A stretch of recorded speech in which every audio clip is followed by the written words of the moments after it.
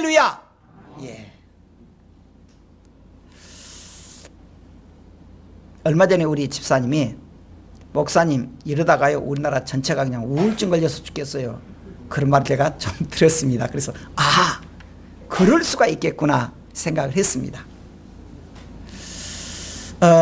우리가요 이 최진실, 안재환, 이은주 혹시 이 사람 공통점 뭐죠? 연예인이에요. 연예인. 그런데 그것도 기독교인. 그런데 또 기독교인이면서 뭐 됐습니까? 자살한 사람들이에요. 자살한 사람들. 자, 의사들은 이들이 자살하게 된 원인이 뭐냐? 돈이 많은데, 인기가 많은데 왜 죽었느냐? 우울증 때문이라고 진단했습니다.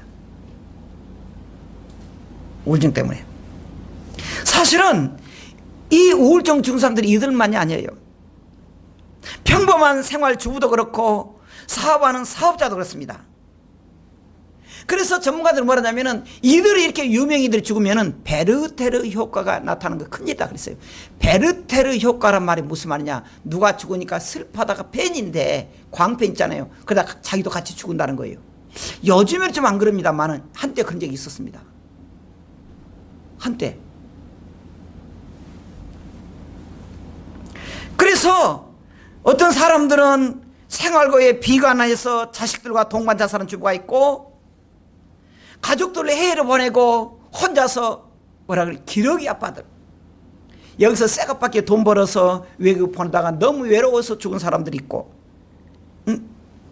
또 그리고 또 이처럼 신병관리와 경제적 궁핍 등에서 생계형으로 자살해서 고독하고 허무하고 정신적으로 중압감으로 인해서 자살하는 사람들이 있습니다. 그런데 학자들은 이들의 결국에 그들이 죽게 된 동기가 자살한 사람들의 80%가 우울증 때문이다 그래요. 그리고 남자보다는요 여자들이 두세 배가 더 많답니다. 자살한 사람들. 근데 남자들은 대신 좀 이렇게 많은 것이 우리가 우울증은 좀 전 같은데 중독된 것이 많아요. 남자는 그것 때문에 더 죽은데 그래서 좀 비슷하긴 하는데 세계 보건기구라는데 세계적으로 그게 WHO인데 우리나라에 4년 전에 조사를 했습니다. 4년 전 조사했는데 우리나라에 치료를 받아야 될 우울증 환자가 214만 5천 명 나타났어요. 좀 그런 대로 견디면 되겠다는 건 놔두고 치료가 급격한 사람이 214만 5천 명. 그런데 그 중에서 60만 명이 치료를 받았다는 거예요. 150만 명 그런 사람들은 치료를 못 받고 있어요.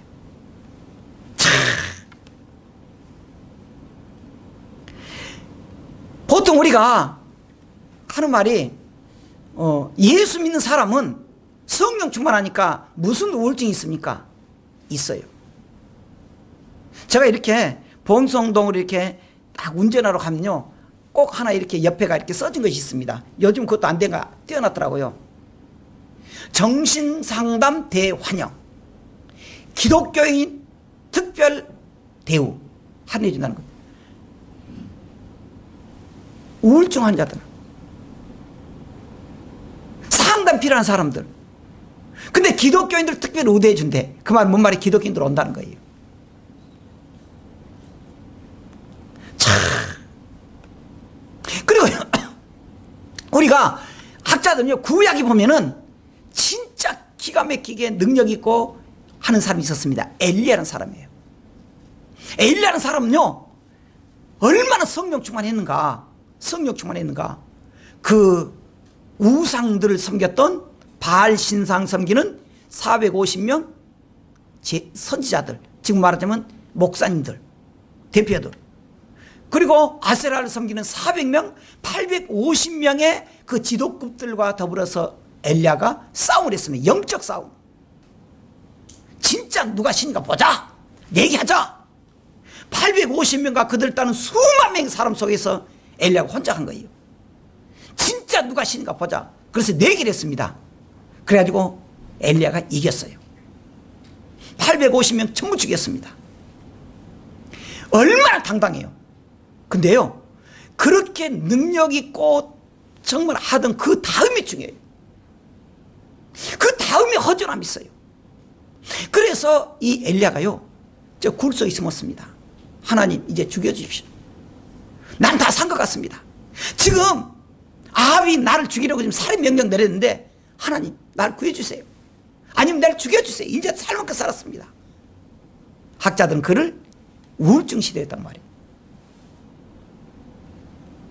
우울증 시대. 자, 그러면 우리가 이러한 현상이 왜 나타나느냐? 사실 저는 여러분들 목사니까 잘 몰라요. 그래서 어떻게 뭐 치료해야 되는지 무슨 약을 먹 잘 몰라요, 사실은. 근데 제가 목회를 하면서 놀라운 것은 우울증 현상이 나타난 성도들이 있다, 그걸 많이 느껴요. 그걸 느껴요.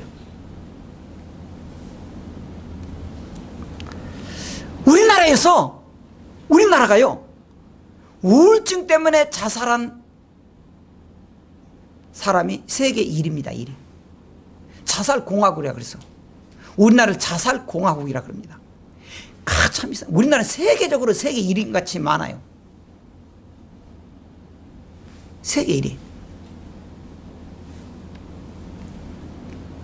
근데 왜 그럴까? 학자들도 연구한 건데, 과거에 자랐던 환경 때문에 자꾸 그런 우울증 현상이 나타난다는 거예요. 어느 날 갑자기 생긴 게 아니라는 거예요. 예를 들어서 부모님 무관심, 가정적으로 막 자꾸 불화 생기고,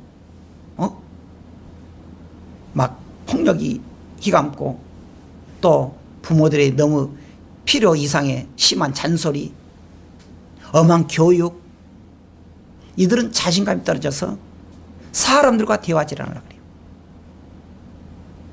사람 원래요, 과시욕 있잖아요.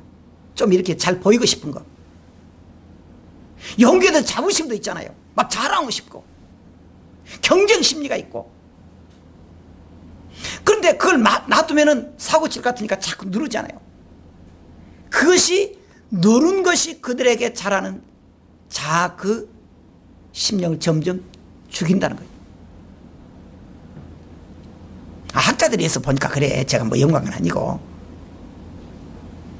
그래서 어렸을 때부터 그들에게 충분히 발휘할 수 있는 것이 아니고 죽인다는 거예요.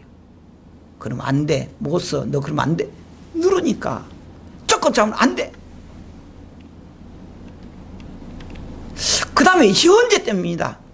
재밌는 건요, 디프레션이란 말인데, 디프레션이 그 명사는 뭐냐 그러면 우울하다, 암울하다 그런 뜻이거든요. 근데 재밌는 게 이게 경제적인 용어가 나와요. 경제, 호황과 반대되는 불황대를 말합니다. 참 재밌는 말이에요.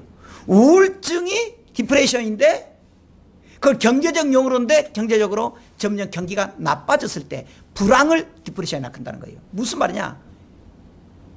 우리가 경기가 어려울 때 더 나타난다는 거예요. 경기가 어려울 때. 자, 그래가지고 정말 경제가 어렵고, 그래서 가정에서 한마음이 되지 않고, 요즘처럼 아까 말한 대로 코로나 사태로 전 국민이 우울증 상태에 빠지고 있다는 거예요. 그러면 자기도 모르겠지 우울감이 막 해. 어디 가지 마라. 가면 죽는다. 또 이번에도 뭐 마스크 하나 뭐 얼마 뭐 벌금을 낸다. 그래도 또 뭔 벌금 내더라. 맨날 벌금만 때려요. 그것도 뭐 2배, 3배 오르니까. 걸리면 뭐 치료비 네가 다 물어낸다. 막 그러니까 이제 사람이 막 죽으려고 그래. 막. 그런 데서. 근데다가 가정이 어렵죠. 경제적으로 회사가 안 되죠. 그럼 그런 데서도 막 우울증이 빠진다는 거예요. 그리고 또 하나는요, 환경입니다. 스트레스. 참 저는요, 이렇게 예전 몰랐는데 스트레스가 그렇게 큰 병인가를 저는 얼마 전에 알았어요. 얼마 안 돼요. 몇 년 전이지만은. 아, 스트레스가 이렇게 무서운 병. 저는 몰랐어요, 사실은.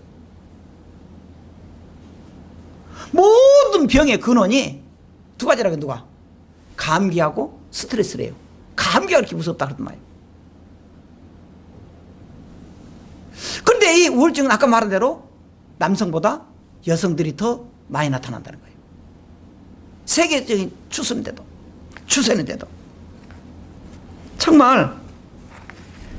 근데 우리가 이 환경을 좀 바꿔야 돼요.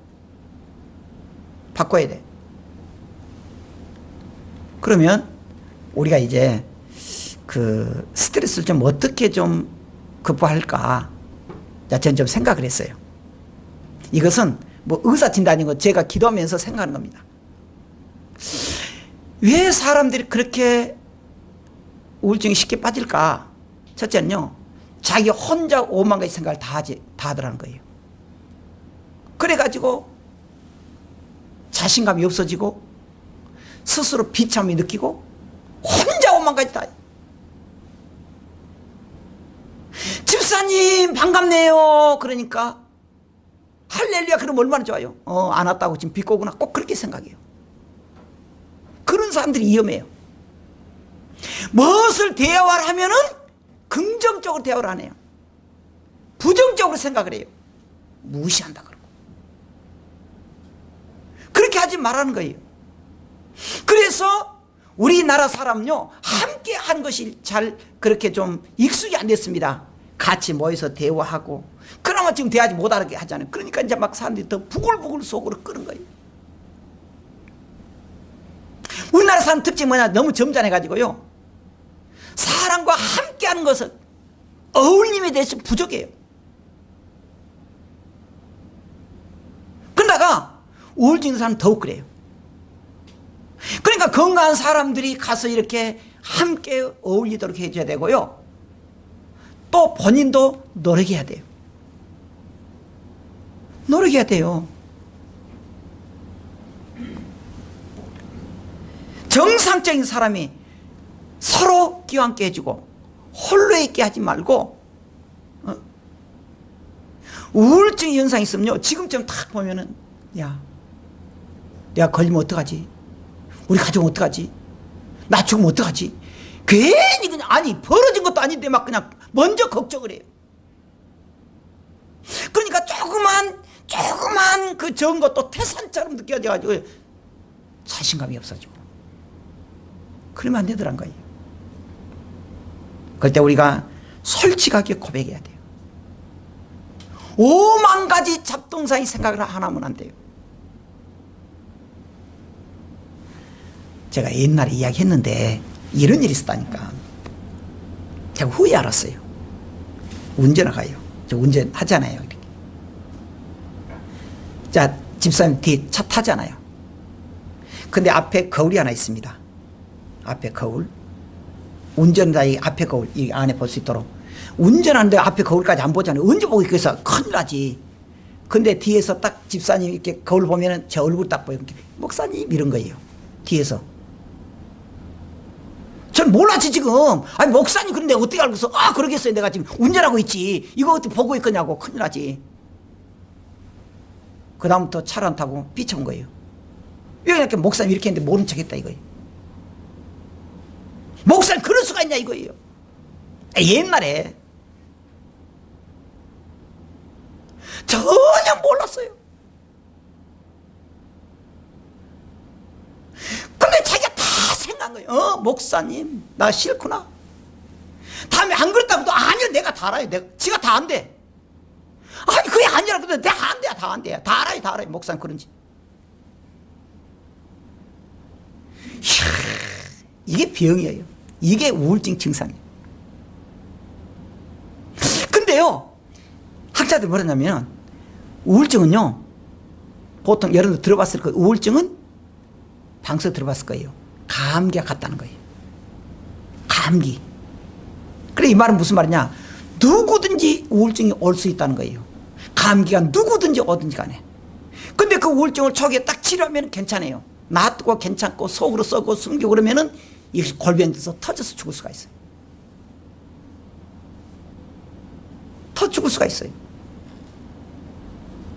그러니까 우리가 정말 하나의 생각할 게 뭐냐 그러면 혼자 여러분 오만 가지를 생각하지 말고요, 긍정적으로 생각하세요. 아, 목사님 문제라도 나를 안 받구나 그래야지. 나 모른 척해? 알았어. 그 다음에 아니라고 그러니까 나 알아요. 나가 다 알아요. 내가 다 아는데 뭐 목사님 다 알았어요. 알았어요. 그게 병이에요. 병이에요. 두 번째로 이걸요 우리가 좀 신앙적으로 생각하자고요. 우울증 일종의 심리적인 것이기 때문에요, 우리가 약물치료도 중요하지만 정신적으로 영적으로 굉장히 중요해요. 굉장히 중요해요. 어려울 때 우리가요 신앙적인 방법을 좀 생각해야 됩니다. 신앙적인. 예수님께서 제자들에게 반을 보면서 말했습니다. 한 번에 탁 하면서 하나님께서는 같이 있고 성령께서 같이 있을 것입니다. 여러분 걱정하지 마세요. 그렇게 말해요. 근데 그들은 이렇게 겁을 먹은 사람들은요 막 겁을 내고요 낙심이 되고요. 예수님 말해도 그들은 그래요. 그러니까 베드로는 뭐라 그러냐, 베드로전서 5장 7절 한번 읽어보십시다. 시작. 너희 염려를 다 주께 맡기라. 이는 그가 너희를 돌보심이라 그랬습니다. 여기 지금 베드로는 뭐라 하냐면요, 우리 정말 낙심하고 자신이 없고 우울증 걸리고 그런 사람들은 뭐라 합니까? 너희 염려를 다 주께 맡기라. 이는 그가 너희를 돌보실 것이다. 하나님께 좀 맡기세요. 목사님 맡깁니다. 그놓고 또 지금 또 염려해요. 밤새 그냥 엎치라 뒤치라 영영 잠이 안 온대. 잠이 안 온대. 여기 맡기란 말이 헬라 원어의 에피립토라는 말인데 던져버리라 그 말이에요. 주님께 던져버리면은, 내 모든 문제를 주님께 던져버리면은 주님이 알아서 해결해 주겠다는 거예요. 그러니까요, 알겠습니다 하면 해놓고 던져요. 그러니까 집에 갈 때 또다시 가지고 가. 그 지금 밤새 다 고민해. 저도 경험 많이 해봤어요. 근데 하나님, 기왕 사람답게 살려면 기아집 100평짜리 하나 주세요. 밤새 기도했더니 아침에 나니까 기아집 쪼가리 한 통이 없더라고요. 이거 없대. 잠 안 자고 염냐고 그냥 기아집을 100채를 지어가지고 아니 아침에 일어나니까 기아집 한 톨도 없더라니까. 없더라고요. 없어. 로마서 8장 18절은 뭐라냐, 생각하건대 현재 고난은 장차 우리에게 나타날 영광과 비교할 수 없다. 그렇게 말했잖아요. 비교할 수 없다. 지금의 고난, 지금이 아무리 고난이 힘들어도 우리가 천국을 생각해야 돼요. 천국을. 우리가 하나님이 나를 생각하고 지금 우리가 믿음으로 이기려고 노력해야 돼요. 여러분, 우리가 너무 힘든 건 알아요. 아픈 사람은 아이 집사님 그까지 아프다 그래요. 난 더 아팠어요. 그런 말 하지 마세요. 지금요 이빨이 아파도 그때 그 사람 제일 아파. 지금 현재 아픈 거예요. 아이 다리 밑에 모래가 하나 들어가서 막 그러니까 거기가 이렇게 모래가 들어가서 이렇게 좀 부르텄는데 그렇게 아픈 것도 없어요. 그것도 아픈 거예요. 아픈 거예요. 경제적으로 어려워요. 이건 정말 힘들다.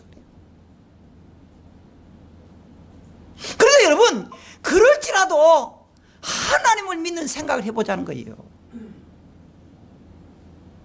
하나님 믿는 생각.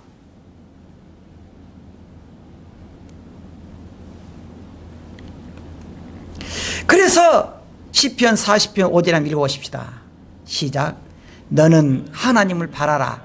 나는 나를 도우시는 그의 얼굴을 인하여 하나님을 오히려 찬송하리로다 그랬습니다. 너무 힘들 때 하나님을 바라라. 나는 나를 도우시는 그의 얼굴 인하여 하나님 오히려 찬송하겠다. 찬송하겠다. 마지막으로요, 제가 탁 하면 생각하면서 뭐냐면, 문제는 그래도 결국 자기 결단이 중요하다는 거예요. 제가 느껴보니까 성도들에게요 이렇게 상담을 하잖아요. 상담을 하면 목사님 잘 알았습니다. 그렇게 지켜주면 좋겠어요. 결단을 못해요. 그러면 안 되더라고. 믿음의 결단도 마찬가지예요. 아무리 의사가 처방을 잘하고 목사님 상담을 잘해도요, 자기 결단이 없으면 안 되더라고. 안 되더라고. 우리가요 요즘에 새벽으로 로마서 강의를 하는데 8장을 제가 보면 7장 8장 보면서 참 많은 걸 제가 은혜 받았습니다. 로마서 7장 18절 19절에 뭐라 하냐면요, 사도 바울이 거예요. 예수 믿고 그가 성령 충만했음에도 그의 마음 말이에요. 내 속에 곧 내 육신에 선한 것이 거하지 아니한 줄을 내가 알았다. 내가 믿음을 가지고 성령 충만했지만은 그래도 내 속에 선한 것이 있는 것이 아니고 오히려 원하는 내게 있으나 선을 행하는 것은 없다. 내가 원하는 바 선을 행하지 않은 것은 도리어 원하지 아니하는 바 악을 행했다. 그러면서 하는 말이, 내 지체 속에서 한 다른 법이 내 마음에 싸워, 내 법과 싸워 지체 속에 있는 죄의 법으로 나를 사로잡는 걸 보았다는 거예요. 내 속에 죄악과 성령이 있다는 거예요. 육신의 생각과 성령의 생각이 있다는 걸 제가 깨달았습니다. 바울이 우리로 하여금 언제나 성도들은 믿음으로 살자 그러면서도 세상적인 그런 것이 믿으라는 거예요. 누가? 바울에게. 바울 어떤 사람입니까? 성령 충만했어요. 그 속에 자기가 깨달은 겁니다. 그렇게 있다 할지라도 있었어요. 자, 그때 이 바울에게 나타난 계속 그러면서 하는 말이, 오라 나는 공고한 사람이로다. 이 사망의 몸에서 누가 나를 건져내랴. 누가 나를 건져내랴. 스트레스, 우울증, 내가 하나님 믿는다 그런데 너무 괴롭다. 성령 충만했는데 육의 생각이 있다. 이 문제를 어디서, 이 사망 몸에서 누가 날 건져내랴. 그럼 때 우리 주 한번 같이 읽어보십시다. 시작. 우리 주 예수 그리스도로 말미암아 하나님께 감사리로다 말했습니다. 감사리로다. 자, 예수님 때문에 감사한다는 거 왜 그러느냐? 자, 로마서 8장 5절부터 7절. 육신을 따르는 자는 육신의 일을, 영을 따르는 자는 영의 일을 생각하나니 육신의 생각은 사망이요 영의 생각은 생명과 평안이다. 평안이다. 육신의 생각은 하나님과 원수가 된다. 이는 하나님의 법에 굴복하지 아니할 뿐만 아니라 할 수도 없다. 할 수도 없다. 자, 로마서 8장 37절 그러면서 하는 말이 있습니다. 같이 읽으십시다. 시작. 그러나 이 모든 일에 우리를 사랑하시는 이로 말미암아 우리가 넉넉히 이긴다. 넉넉히 이긴다. 이야, 하나님 앞에 너무너무 힘들 때 내 결단이 뭐냐? 때로는 우리가요 정말 어려울 때 성도도요 신앙 포기하고 때가 있어요. 근데 우리가 힘들 때요, 정말 우리 영의